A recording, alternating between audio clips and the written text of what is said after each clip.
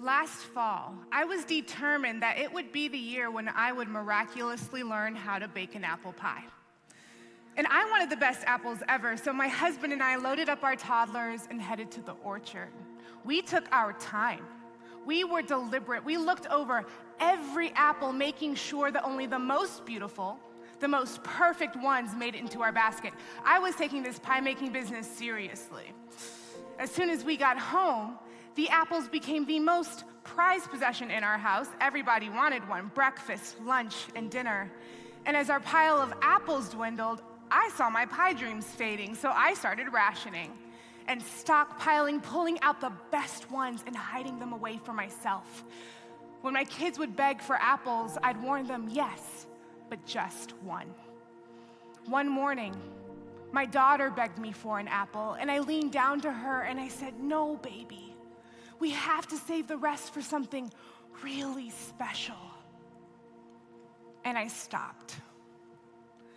When did I decide that my daughter's dimpled smile when she bit into one wasn't special enough?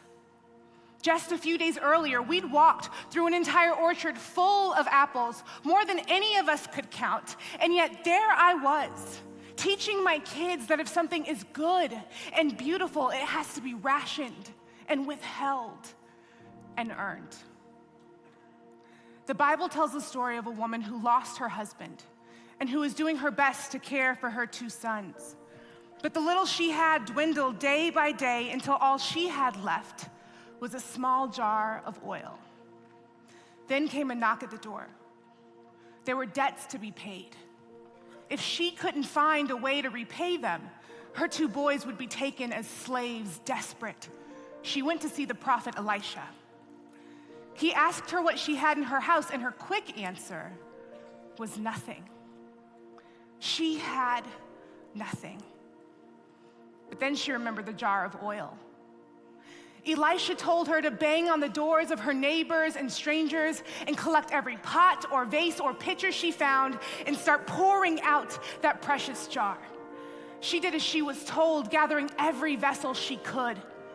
And as each one was filled, her boys would bring her another and another, filling far more vessels than she'd ever need. And then, finally, there weren't any jars left to bring. And that is when her tiny jar poured its last drop. How often is God's goodness to us only limited by the vessels we've given him to fill? I've sometimes held out the tiniest jar and feebly asked, fill this? I've been afraid to bang on any more doors, to find any more vessels, to chase down any more opportunities, afraid I'll be disappointed. Because we're convinced that if something is good and beautiful, it can't also be abundant. But God's goodness is like an entire orchard full of apples. It's like a jar that just keeps pouring. What if, instead of worrying that God's goodness might run out, we started worrying about whether or not we can find enough vessels to contain it? What if we set our families in front of him, our churches in front of him? What if we set our businesses in front of him and our cities? What if we set out our hopes and our dreams and our aspirations? What if we asked him to fill our relationships and our neighborhoods and our nations? What if we set out even the most mismatched, cracked, and broken vessels of our lives and asked, will you fill this too? Will you? Please, will you fill this too? Because at the end of the day, I bet that widow wished she'd had the faith to set out just a few more jars.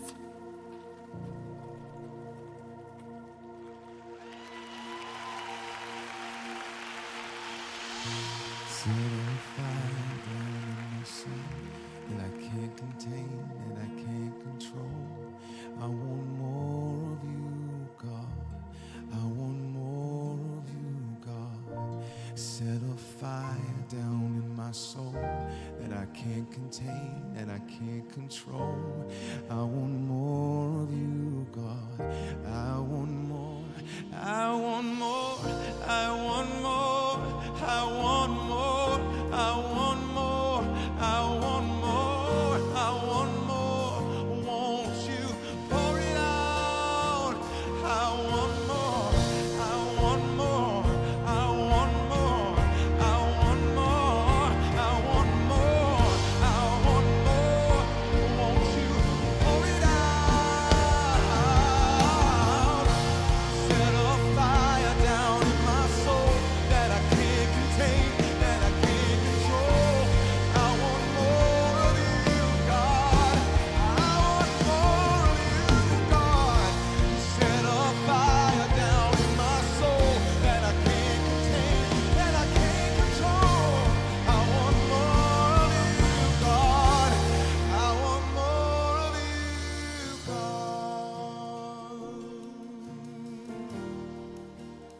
Set a fire down.